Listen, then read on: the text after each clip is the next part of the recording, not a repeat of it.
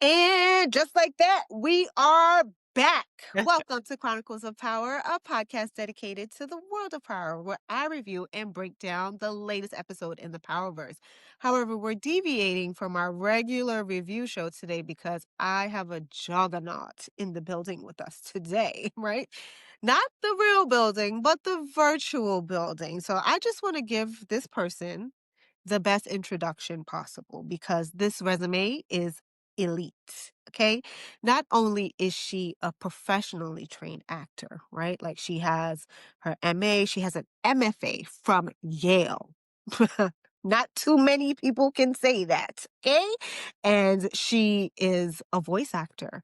She is a regular actor. She has done Broadway. She has been on TV series. She has rapped for you. She has done all of these things. But let me name some of them for you, okay?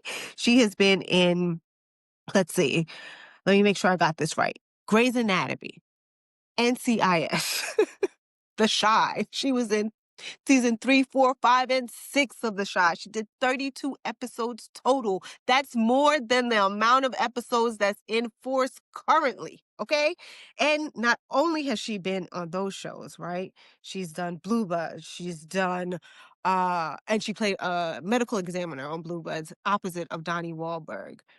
And she's also been in High Maintenance. But I can go on and on and on and on about all of the great things she's done. But it is my pleasure to introduce to you Miriam A. Hyman. How are you today, aka Robin Hood? In the building. What's Robin's good, in the sis? building. How you feeling? Amazing. I love that I get to talk to you again. Yes, likewise. You look amazing. The hair is on fleek. Let's get it. Thank you. Thank you. I was just telling you, like, I don't even want to play around. I was like, yo, your lighting is really good. You look good, girl. That Thank skin you. is I appreciate glistening. it. Thank you. All All right. this So water let's I'm talk a little drinking. bit. Wait, say that again. I'm sorry. I said it's all that water I'm drinking. That's right. Drinking water and minding our business and doing our work. That's it.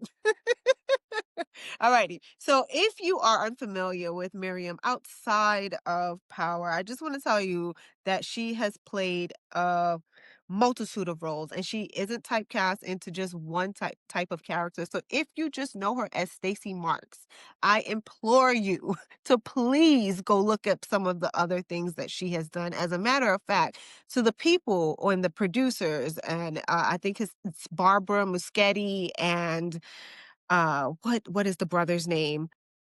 Who are the producers and the writers for Welcome to Dairy. Please check out my girl. She definitely belongs into the Welcome to Dairy cast for the next 27 years, or when we go back 27 years for the next cycle of it. Please get Miriam on that show. But anyway, Stacey Marks, she's from Chicago, right? She's from the South Side. She first worked as a public defender, and now she's in this new world, whereas she's the AUSA. Oh, wait. Are you the AUSA? Yes, She's you the are the AUSA. U.S. attorney now. At the end of the end of season one, the final episode, I get introduced. My character gets introduced, and she is the assistant U.S. attorney. And then at the top of season two, and then in season three, she's the U.S. attorney. Yes, yes. There we go. Yes, she's for the U.S. Attorney's Office. And you know what's so funny is you corrected me about that before, and I still wrote it wrong. It's all good. Yes, but one of the things that we do have to say about Stacey's character is that she is ambitious. Absolutely. She's tough. Yeah. She knows what she's talking about. She's independent and she's a self-starter and she's eager to make a name for herself, which we can clearly see as her trying to take down Tommy, the cartel, and running for mayor all at the same time. So Yes. Same damn time. at the same time. But here's a question for you, right? And I feel like we should start it off this way because normally I start off with, how did you transition from Yale to going on auditions to getting into acting? But I want to put that to the side just for one moment Sure. and ask you, like, how are you able to deal with people who are rooting for the bad guy and not for the people who are trying to get the bad guys who are killing people off of the street? It's crazy. I feel like it's the opposite of, like, real life, in a way. Because like, in real life, you want there to hopefully not be crime, Some people, I guess, are Mhm, going for the crime, but, mhm. you want there to be a level of, like, peace and tranquility, but It's interesting, I have love for the supporters, I have love for the fans of the show, but, they've been giving your girl a tough time, I think a lot of Giving you people. grief. Yeah, they really think I'm like Stacey Marks, it's interesting, but I feel like it's a testament to the work, that I've done on the show. The character just being very grounded, me dropping into that, me really just believing, like in her character and just the focus that she has. The goal is to take down Tommy, and but I love Joseph. In real life, I've been hitting Joseph up right now, like, "What's good, Sakura?" It's all love, but I think people, they get so caught up in that world, they get so caught up in the story, and they really think that, like, Stacy is the bad person. They think Stacy is corrupt because she's actually trying to end corruption in Chicago, which is a place where she grew up. So, it's really, really interesting. I mean, I wish more people would give her a chance, but I totally understand that, they're rooting for him, and even though technically he is a bad guy, in their minds, he's a superhero, like, he's that guy. So, I'm not hating on Joseph, but y'all better stop hating on Stacey now, it's getting ridiculous. I know, that's a lot. Does that I remember watching, old interviews of or not even just interviews, but looking at how people interacted with the character who played, Tariq, Michael Rainey Jr., how people actually used to call him out on the street because of the things that they saw him do in the show, and I'm like, "Y'all know that it's not real," right? And I get that you are so invested in the character, to which don't get me wrong, we all are. I have a whole podcast dedicated to it, but there is a separation. How do you go about separating yourself from Stacey Marks or making sure that people know that you are not just that character? I think opportunities like this, talking with journalists. Thank you again, for this opportunity just to chit chat with you. But I think it's moments like this where people can see you for just like who you really are outside of the character, outside of the makeup and the hair, and everything. That was a lot for people to just sort of adapt to, just seeing me going from one particular character, like for instance in The Shy, where she's totally different, from Stacey Marks. Hair is different, energy is different, clothes totally different. So, you have Moral and ethics different complete everything, and you everything. have people who sometimes they don't even realize that I played both. Like they're like, "Wait a minute. Wait, you're Stacey and you played," so for me, I At the feel same time. at the Well, right. Well, no, because I definitely did have 2 seasons that crossed over.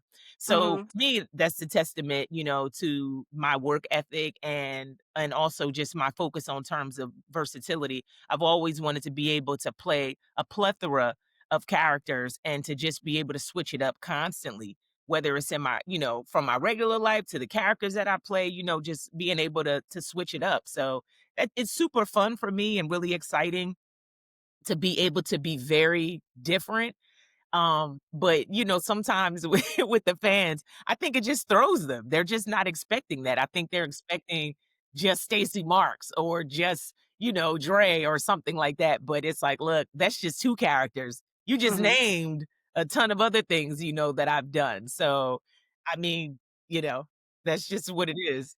So now I'll harken back to the original point about you being classically trained, right? So you're a classically trained actor, you got serious dramatic chops, you are also a hip hop artist, and you've created your own lane within artistic expression. I Yes. believe anyway, right? Thank you. How did those two worlds collide for you when when you started to come into the industry or when you even realized that you wanted to be within the arts?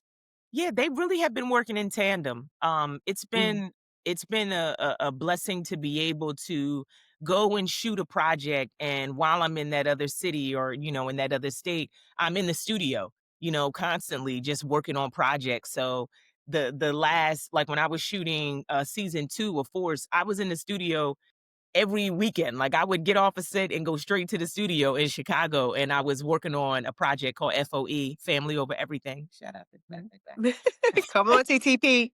Right, with my label TTP. So for me, they really have been able to work together. A lot of times in some of the projects that I've done, I've been able to get music placement in those particular projects. So Shout out to Tank. right. So, and then like most recently, the film that I did, The Lost Holiday with Vivica Fox and, Jussie Smollett, like I was able to get song placements in that particular project as well. I have music placements, on the shot. So it's been a really beautiful conversation that I've been able to have with like the music as well as my acting to be able to have them like work together. And then it's just a really nice outlet, one from the other. When I'm working on the music, I'm solely focused on the music. I write, I produce. And then when I'm working on the acting, I'm speaking somebody else's words.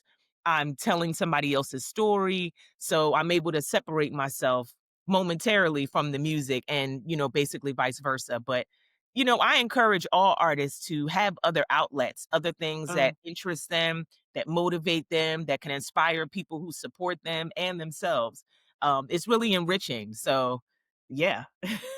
Yeah, no, I feel like that was a really thorough answer. I don't even have to ask my second question after that because I feel like you covered a lot of bases with it. But when you let me go back because you said something about I write and I produce. Have you gotten the bug yet to write and produce within the film or TV world as well? Absolutely, absolutely. It's funny, I do a little comedy and Wait, so what don't you do? I know it's crazy. I mean, I'm just an artistic being, and when things come to me, I pretty much just attack them. Like I just go for it. I've never been a procrastinator. So if I have an idea, I'm going to execute, just like in time or like every morning when I wake up, I start my day by writing. So it's an opportunity for me to get out what's on my mind, maybe what I thought about or dreamt about, So definitely I want to get more into directing as well. And so I've directed a lot of like my music videos or artists that I work with. And so I would love to get more into like TV directing, potentially film. So yeah, I mean that bug is definitely there for sure. Well, okay. That thank you for that. What's Yeah.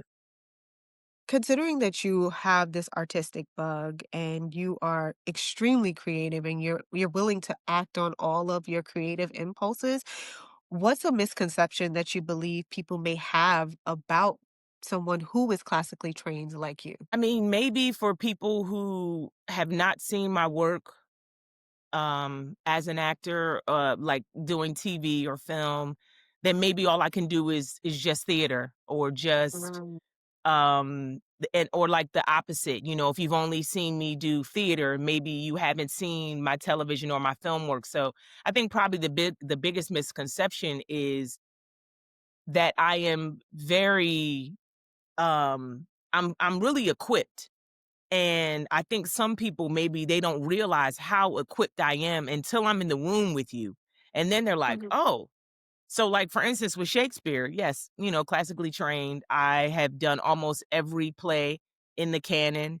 I've mhm. played women, I played men, I played queens, kings, like Everything. I switch it up. Like I was in Three Musketeers, in New Wait, York. what? I did, and I was D'Artagnan. I was the main, character.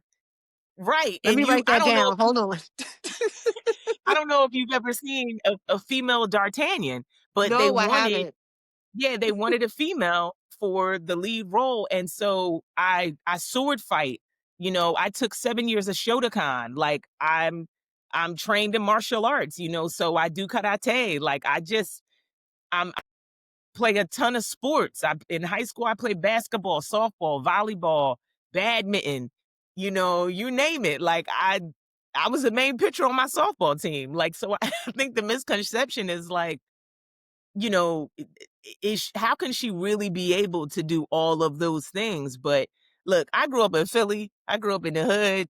I was trying to stay out the streets. You know You what I gotta be mean? resourceful. So, and I had my hand in a lot of different things because I didn't want to get caught up. I didn't want to get caught up, maybe getting pregnant at a young age or just caught up on the block fighting and cutting up, with some of my girlfriends back at, just being a kid and just growing up in that type of atmosphere. So I just really tried to stay involved with just extracurricular activities and, I have a lot of siblings, so I was just trying to maybe not be like everybody, but kinda have my own lane in order to fit in with all of them because they all had a ton of stuff. One was playing football, one was wrestling, one was into criminal justice. Like, they're Wait, how many siblings do you have? I have 6. I Oh, have wait, 6. I have 4 what's brothers your and 2 line in the wait, what's your number in the birth order? baby girls, I don't so know if you I'm you're the number baby. 6, and then I have a brother right under me. Oh, man, so you're the youngest girl, so now you got a point to prove. I don't know if you follow that, the stuff with birth order, how kids act and what their relation is in terms of how they interact with their siblings and Absolutely. so this is Absolutely. why And this is why you're like this. this You're like yeah, an and I'm overachiever. fine with Yes. that. I'm fine with that. And I'm a Libra. So, Oh, you boy. know right. I'm a Libra Yeah, too. So, a lot of people think we're balanced because, like the figure to, represent Libras are the scales, but the really we're scales. trying to maintain balance because I could go all the way over here or I could go all the way over here. So I need these activities. I need stuff, on my plate to keep me focused. Let me tell you something, girl. I'll be all over the place. Gotcha. All right, let's talk about Stacey a little bit Let's because do I it. do want people to know, I do want people to visualize or think of Stacey in a new way, and I'm hoping that you can give us some light to Okay. what you think about the character of Stacey Marks. So, we all know that she's powerful, she's strategic, she has some blinders on right now because of what's happening with Sang. So, Right. right? That's a whole other So, thing. Yeah. it's a lot happening with her, but when you first read for her, what immediately hooked you about the character? I've always wanted to play an attorney. And so when I received the sides for my audition, I had about like 10 pages to just learn, to audition for the character. And there were a lot of courtroom scenes. And, you haven't seen any of those particular scenes or anything like that. But I love the way she was able to argue. I love the way she was able to get her point across. We have a lot of similarities, although we're very different, but grounded, focused, powerful, dropped in terms of what the overall like focus is for our lives. She's trying to climb the ladder. I'm trying to climb the ladder, in my own way. So just very career oriented. I was just really attracted to all of those different aspects of her. And then we're very different. She's really willing to do whatever she needs to do in order to get to the place that she would like to be at. So, for me, I haven't ever lived in that particular type of world where you're constantly confronting like crime on the daily basis. The US attorney is appointed by the president. So it's like she really has to be that girl in order to receive that type of, position. Mhm. And, when it comes to just like black women, we're kind of always at the bottom of the totem pole. So she's just really just trying to, Even though we have the most credentials? I mean, but it's that sort of a thing. We always have to fight in order for people to understand and respect just who we are. It's like, why do I have to constantly like try to have to prove myself? You already know what it is. But, it just so even like with my resume, and all the things that I've done, you still have people who are going to doubt. You still have people who are going to hate. And Stacey is very much the same way, Sang low key is a hater. You know, Sang don't want He to see Sang doesn't want to see Stacey rise, so he's she doesn't know that he's going about, these different ways in order to prevent her from becoming mayor and to try to put, her name out there in a negative light. So, I mean, it's just it's an unfortunate, situation, but for me, those were the things that I was really, like, attracted to her. Those are the things that I was really attracted by. her focus, her drive. She's creating her own lane, and I Mhm. totally respected that. Well, how do you tap into the different sides of her whereas she has to be emotional and she's literally going through a divorce right now, Yeah. still trying to a operate well at work, plus taking on another endeavor as an actor? Like, how are you able to, I guess, tap into the different emotional parts of the Yeah. character that Yeah. you may not necessarily feel in your real life? Yeah, I mean, I'm what I like to call safe method. And so with that, I have to tap into her strength. I have to tap into her vulnerabilities. She is a multi-layered character, the same way that I'm a multi-layered person. You're multi-layered. None of us are a monolith. We have different elements and aspects to us. So if she's motivated, then Miriam has to fuel her with that motivation. If she's feeling very vulnerable, then I have to fuel her with that and basically make sure that she is a fully, flushed out individual so that it's never just all the same thing all the time. We have a scene in season 2 where a lot of the fans were kind of like, I don't know, feeling weird out by it, but she has her little love scene that she has with Bobby. And one of the Mhm. reasons why the producers wanted to have that is because they wanted to show this is another side of her. This is a woman who loves, a woman Well, who they is wanna loved. humanize her. Exactly, exactly. Yeah. She's human, and also to show how her and Bobby built their relationship. They would work together on these cases, sometimes until late in the evening. And sometimes when you're working with coworkers, feelings develop. And so they wanted to also show again, multi-layered. She loves, she has the same type of sensibilities that a lot of us have. So it was important for them to show that. And so I'm gonna go full throttle, and be that for her because that's what she needs in order to tell, her story. Do you think, just in terms of the character, I know that it's gonna sound like I'm asking this like this is a real person, but do you think that the divorce is kind of setting her off her track a little bit because she isn't able to catch the mistake that saying made on purpose, and Yeah, she isn't going to be able to catch the Tommy donation so quickly, and I wonder how that's going to affect her for someone who is so pragmatic and someone who looks to be and appears to be very strong-willed, yeah, and yeah, has all of her ducks in a row. Like, exactly. is her relationship with Bobby pretty much the catalyst to what's gonna bring her down, or is it Tommy that's gonna bring her down? I think it's probably a little bit of a combination. Okay, we have an individual who is very focused, like you said, she's pragmatic. She is completely determined to rise within her career. And so at the same time, she's married and is in the process of a divorce. So that completely like throws her. She's not expecting Bobby to ask her for a divorce. She's expecting Bobby to be supportive as she continues to try to like, grow and rise up within her field. And then we have Tommy, who now he also knows one of these vulnerabilities. He knows, oh, she needs this in order to get here or there. So he's using that against her. Sang is using her divorce against her.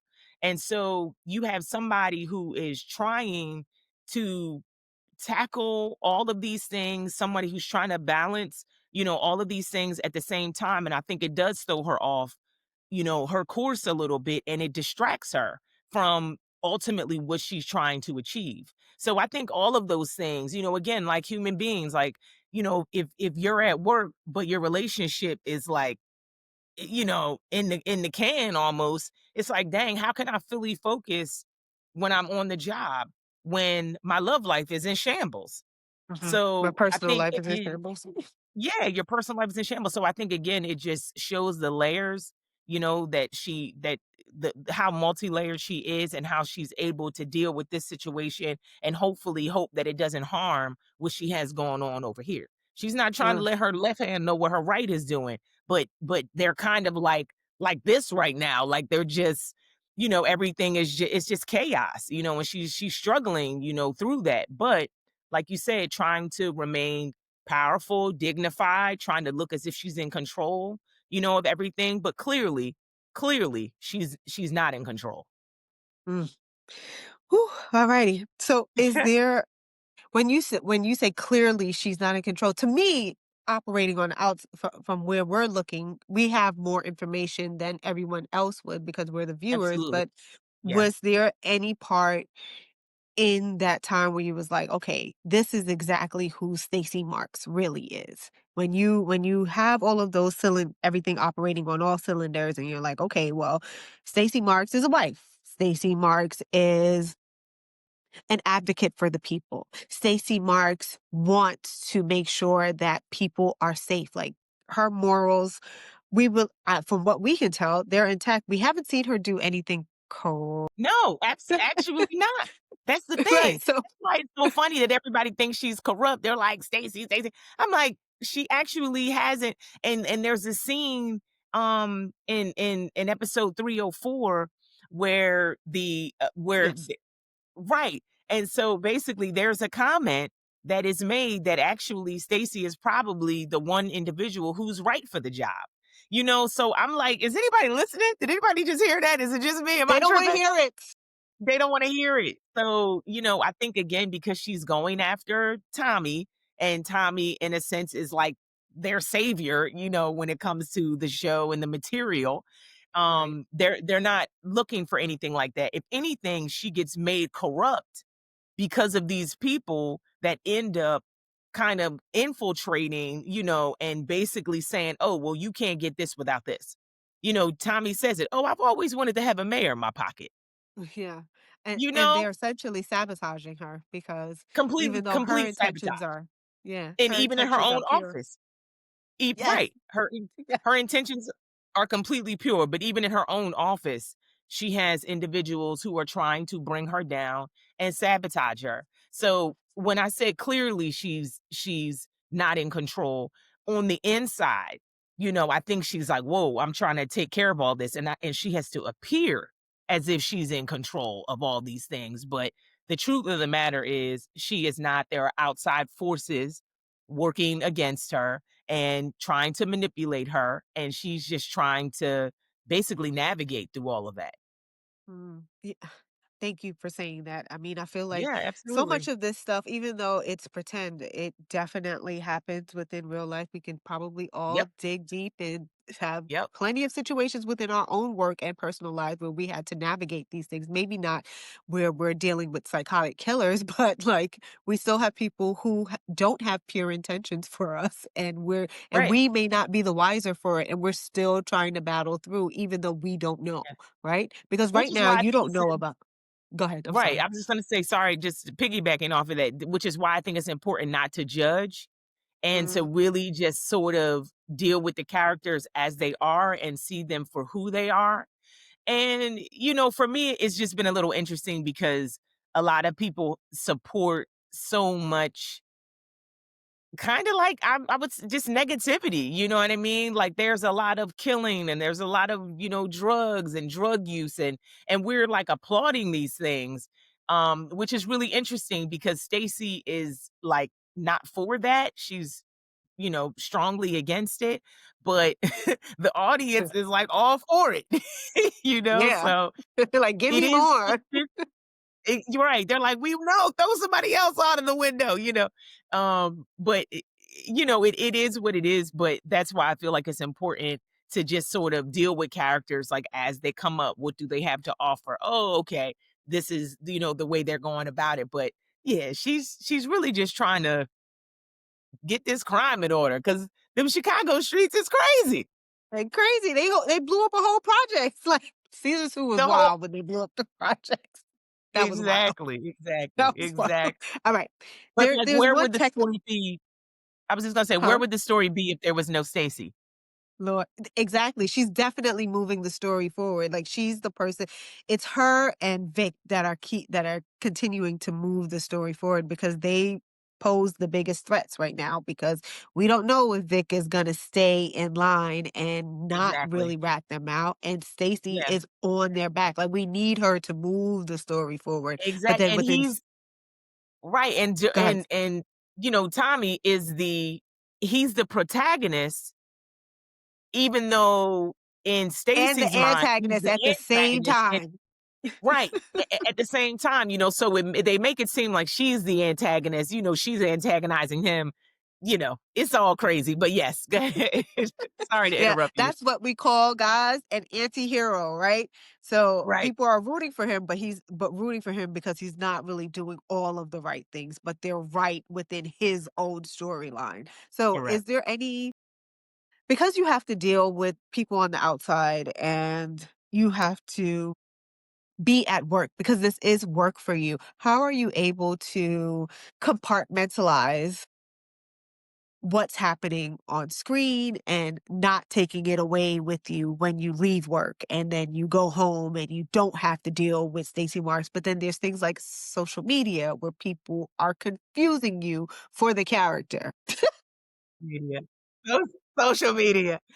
Um, it's kind of like what I had mentioned before about being safe method. So you have Okay. some, method actors that they're in character the entire time they're on set. They're in character the whole season. When they go home, they're still in character. And I don't do that. When I get off set, Vanessa comes off. Okay, that little wig comes off. And I'm no longer Stacey Marks. Even when I'm on set, I felt like sometimes some of the cast members would kinda, like, treat me almost like I was Stacy, and I'm like, "Bro, what's good? It's Miriam. Like, what it's Robin Hood. What's up?" It's me. Come Right, on, but, guys. I think hair and makeup, it changes people, and it's like a costume, it's a mask, that you're putting on, and so I think for some people, they have to kinda, like, stay in that in order to get the job done. For me, I'm able to pop in, pop out, because say I need to move safely. I can't take the drama that Stacey Marks is dealing with. I can't take that home. Like, that No. has to stay, where it is, so I like to just be very methodical in terms of how I approach my characters. I have a blast doing it. I'm playing, this is make believe. I play for a living. So Oh. I get it. I get the opportunity to, if when I'm stepping on set, I breathe in the life of that Mm. character and I have to breathe out Miriam. And then vice versa. Like I said, when Vanessa comes off, breathe I'm breathing out, Stacey Marks, and then I'm coming back, into myself. So I think it's just a healthy practice to be able to separate and, like you said, compartmentalize because I mean, I don't know why would you want to take that home with you? She has her own issues that she's dealing with. So I can't be bothered with that craziness. I feel you. Uh, I can't I be did. dealing There with was that. something. There was something that I saw you post a while ago, and I did want to talk to you about it because I love to see full circle moments, and I want to stop talking about Stacey just for a little bit. I know that this podcast is dedicated to power, but I do really like to know and learn about the artists behind Yeah, the yeah. art. And I saw you write something, and I'm going to read it for you. And please bear with me. No So worries. this is an Instagram post on Miriam's Instagram page. And if you want to follow Miriam, it's Robin Hood Music. I'll put it in the notes for us as well so that you can go and follow and look at her work. But this is a caption that she wrote for a post that she has up. And she said, used to do promo for 50 Cent to make extra money while I was a struggling artist studying acting in school. When I told him that today, he pulled me to the side and said, full circle. You So about to there's have a me the picture. tears are welling up. The tears are welling up.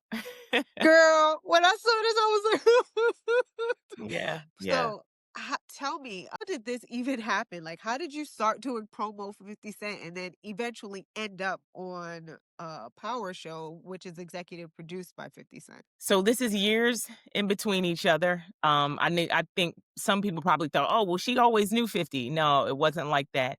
When I was in college, as I mentioned, I had a lot of side hustles, Mm. and doing street promo was one of them. I actually used to do street promo for a team called Department of the Streets, and it was with Eve's DJ. Oh, okay. crazy, right? You So, you've been outside. I've been outside. So You've been I'm in outside. Philly, I'm working with a bunch of different Philly artists, helping to promote their music. So Eve, Beanie Siegel, Freeway, all the state property. And then also some other artists. So I was working with different labels. So Okay. Interscope, Arista, like just different labels that had a bunch of different artists on their team. And Mhm. so I used to be in the clubs, too young, but I'm in the clubs anyway. And I'm holding up, putting up posters. I'm promoting for Hove, just like a bunch of different people. Mhm. And I never got a chance to meet with 50 like directly. It was always like kind of from a distance. Mhm. And so me auditioning for the show, it came, after graduate school. So I went to University of the Arts to get my BFA, and then after that, I went to Yale to get my MFA. So we're talking, a few years in between each other where I was doing some promo and then coming out of graduate school. And when I came out of graduate school, I didn't, force it wasn't written yet or anything like at the time. It probably was just an idea it fast forward when I auditioned for the project, I knew 50 was one of the producers, but even when I auditioned, like, he didn't see my audition and be like, "Oh, yeah, let's go with her." Let's go with It her. I remember her when it said "post no bills" and she was out there Right, putting up exactly, promotional he wasn't material. like, "Oh, she was singing Many Men in the back," it wasn't anything like that. I came, I did my audition, I had a callback, like I said, I had 10 sides. I work off book, so even when I'm doing theater, I'm always memorized before I come on set, so I don't ever have, like, a script in my hand because I feel like it impedes my process.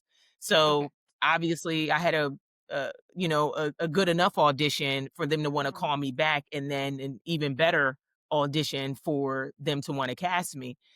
Mhm. And I was told he wanted to watch me work, just fast forward, once I had gotten the part and everything, that he wanted to come and watch me work. And so I was really grateful for that because I just felt like, wow, sometimes you just don't have that. You don't always have the producers, that are present that kind of want to see the actors in their element and like doing their thing. But obviously, he's worked on many shows as a producer, as an actor, and then he's a lyricist. So to know that he was going to be there, I'm like, okay, great. I always feel like I'm bringing my A game, but let me double up, even more.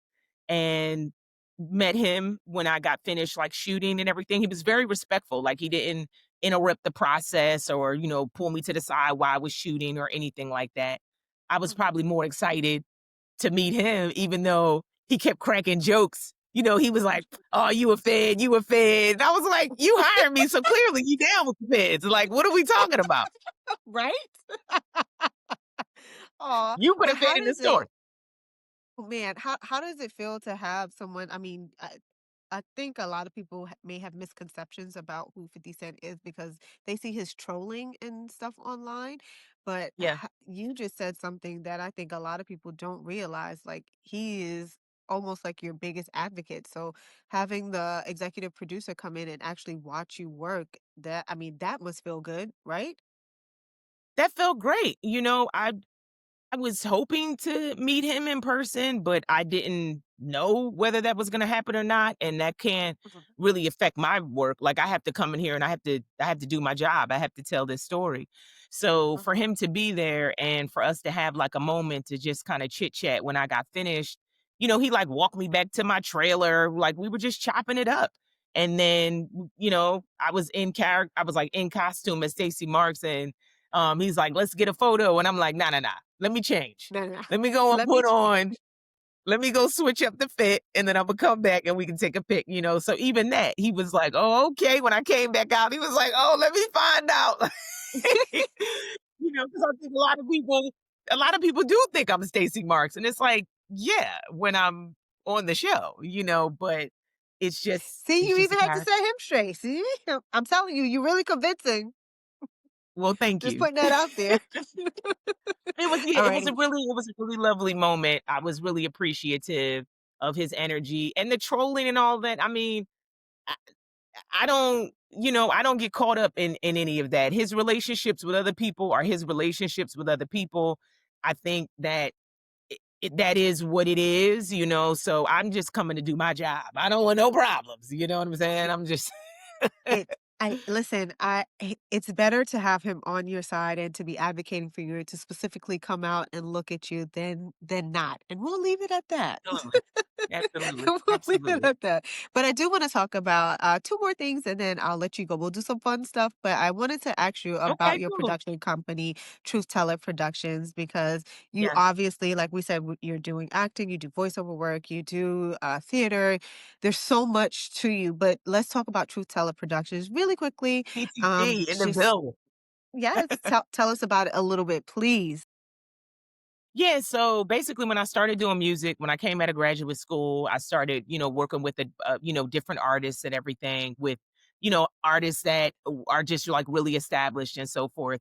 And basically, I didn't want to get caught up with some of these labels in terms of like, oh, you have to be this particular way or that way in order to be successful.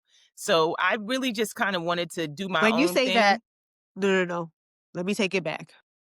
Say exactly what they were trying to tell you to do, because they want you to look a certain way, they want you to act a certain way, and they want you to Yeah, talk about specific things. certain So things. call them out. Exactly. Yeah. You wanted to I mean, be it's your own yeah. artist.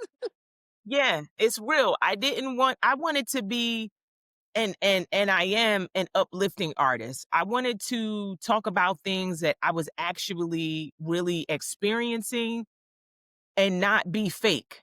Hence the name of the label, Truth Teller, Productions.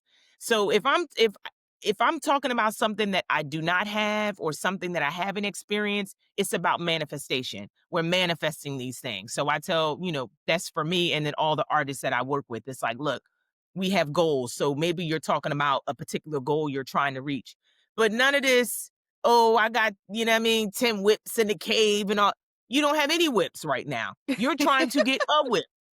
Okay, Right. okay? So let's be honest about those things. And I think you can talk about your hardships, be honest about your truth. So I have this little acronym, HOT, keep it hot, Mhm, honest, open, and truthful. So I always tell people, when it comes to the music or just how you're living life, spiritually, physically, emotionally, financially, keep it hot. Keep it honest, open, and truthful because that's when you really can get connected with those fans and those fans who are going to stick with you throughout your process. Not the ones that are just like, oh, you had this one song, I was really feeling it, but people that are really interested in your overall growth, as an artist. So mhm. bunch of different, artists that I've worked with. I work with Sierra, City Girls. I've written for Lupita Nyong'o. I have a song with Common, Trans Lead. Like I have a lot of Scotty ATL. Like there's a lot of artists that I have worked with. And it doesn't matter to me how big, how small. None of that matters to me. Is the only thing that matters is that when we get up on this track, we're going to be honest. We're going to try to uplift. We're going to try to motivate another soul because for me, that's the kind of music that really fuels me. And I like that kind of saint and sinner balance. Like, you have those moments where you're a little ratchet, those moments where you're, a little bit more righteous. But the biggest thing to me is being truthful. I like Mhm. artists like Pusha T. I like Malice. I like a lot of people that are versatile, when it comes to the bars. And it's not just one thing all the time, but they're gonna make you think. They're gonna make you bob your head, and then I'm also a dancer, so I need to be able to, move to it a You little gotta bit. move a little bit. But It's funny you so said about, Malice and Pusha T. What was the best rap album of the year, may I ask? I mean, come on, like it's them. And they actually I used to promote for them as well.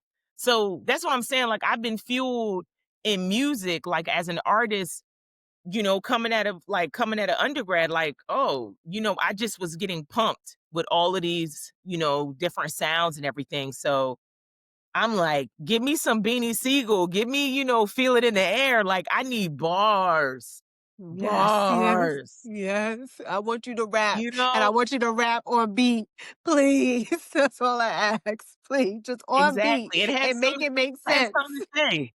Right. Have something to say. Really something to talk about. something to talk about. So, if Stacey Marks had a theme song produced and or written by Robin Hood or anybody, right? What would it be? Or what would it sound like? I think it's this track Propane that I have, which is available, I know on all propane. platforms. Yeah, but she basically is like, it's like gas. I go propane, she talks about just like, some of the bars from Avenue with the Arts, like to Avenue with the Stars, from hopping in and out turnstiles to pushing double coupe cars. She's just talking about what she's come from, where she Uh-huh. is now, what she's trying to manifest, like what she's hoping for. And it's fire. She's just talking about like fire, fire, fire. And that's she's under fire, like right now in a lot of different ways with her marriage and then also, with her job. So I think propane for sure. Propane. Okay. What's one behind the scenes moment on Force that made you say this cast is different than any other cast that you work? It's interesting because I wasn't ever with all of them at the same time, and there's a lot of Yeah, your scenes are characters pretty that isolated. Stacey Marks doesn't even really interact with a lot of different people. Yeah. So the person I interact with the most is Shane, who plays Vic. And I think when I found out that Shane, when I found out he was a dancer, I was like, okay, in the company of a real artist here, And I still crack jokes with him. I'm like, you know what? We should just break out into like a 8 count real quick, like Stacey Marks and Vic, just 5, 6, 7, 8. You know just what I mean? Like just to break up the monotony a little bit. just to break it up, just so people can understand. Oh, they're different. But yeah, I love working with Shane. He's really great, really down to earth, and he's another person where he turns it off. When he's done in Vicmo, all of those tattoos, people think those tattoos are real. He doesn't No. have all of those tattoos, and his hair is long. So, in the show, he has like this little short haircut, like a little buzz cut. Uh-huh. Shame be Yeah. switching it up. Shame be He switching it he up. he does. He's nice too. Like probably one of the nicer He's people that I've sweet. met. Yeah, he's really Him nice. and I would say and Adrian, Oh who my gosh. Another person who is nothing, absolutely nothing like her character. you, you Nothing. know she was Nala on in The Lion King on Broadway. Yes, I know. I know. I know. What? What? So when I heard that, I said, "Oh yeah, this cast is different." I was like, "Okay, I'm in the company of some real, Some artists." true So artisans, particularly right? with And like her. even her speaking voice is nothing like what she plays on in Force. When I heard her No, speak for real, I was Shanti, like, who is this? right. Right. Shanti Showstopper is like, yeah, yeah, Jannard, we gotta go about it like this, and I'm gonna be the real bitch right now. And then when you talk to her, she's like, hey, Hey, that's hey, so totally nice. different, totally Totally different. different. Yeah, he's a sweetie pie Okay. too, absolutely. She is. She is. Okay. Final question, and then I'm gonna let you go. But before I do, I want to say it has been an absolute pleasure speaking to you. I want everyone to follow you. I want everyone to root for you because she's not just Stacey Marks, guys. She is Miriam.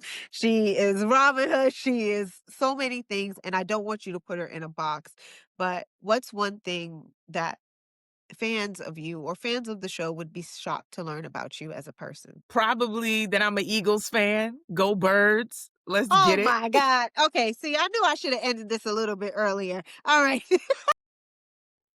Don't be hating on the Eagles. Don't be hating on the Eagles. Oh But boy. yeah, yeah. Yeah. Me actually I feel like we can't end on that note now. Now I got to find another question because I can't believe you just another said question. I got to find another question. So when you look Go at where Birds. you are now, right? As an actor and a musician and a creator, what does success look like for you moving forward? Success. What does success look like for me moving forward? I think probably continuing to build on the legacy that I've already started to establish. I want to make more music. As I said before, like I really want to get into directing. Um, I want to do more action films. I want to continue to be an advocate for young Black female artists, for Black women just in general. I want to continue to raise the bar. I want to continue to have a high standard and ultimately just be a better person tomorrow than I was yesterday. You know, I'm Mhm. really working on being non-judgmental and just having a good heart and presenting that moving forward. I've been truly, truly blessed, you know, so I've also always tried to do all of the things that come to my heart and come to my mind. And like I said, keep it hot, honest, open, and truthful with everything that I do. All right. And for 2026, I know the new year is coming up. What should we be looking out from you going forward? Um, I have some more voiceover projects that are about to drop, a Oh, special little video game, but, I can't get into all the details and everything. And so look definitely out. some more, some more acting projects. I'm working on some stuff, obviously everything, you can't talk about, but 2026 is looking really, really great. So definitely be on the lookout for your girl. Got some things on the move. Oh, I love that for you. And you know what? On this note, how do you feel about Force ending? It's bittersweet, I would have loved to dive more into the world and as Stacey Marks, to get a couple more seasons in, but things end when they end. And so it gives myself, other artists opportunities to go and do other things. And so for me, it's like, look, again, like I said, I've been very blessed. This was wonderful to be a series regular on a big show like this, a show that's very popular, a Mhm, lot of love, a lot of support. And, so I'm grateful for it, but I'm not like, no, we needed to keep going. It ends when it ends, and that's what happens with a lot of projects. Everybody is not fortunate enough to get 3 seasons. Some people get just like 1 season or maybe 2 seasons, or not mhm. even be a series regular on a At show at all. all. Mhm. So for me, I'm super, super, super grateful for this opportunity, and I thank all the big heads, that made it possible. So to God be the Oh, glory. that's right. Amen. So thank you very much, Miriam, for joining us today. It was an absolute pleasure talking to you. I hope this interview and this talk will lead people to your page and to your work and to many of the other things that you have accomplished and done throughout your tenure as an artist. And thank you again. Thank you, Keemie. You're amazing. I truly appreciate you. Oh, no problem. I can't wait to see you in person again. See you. All right, everybody. Have a good week.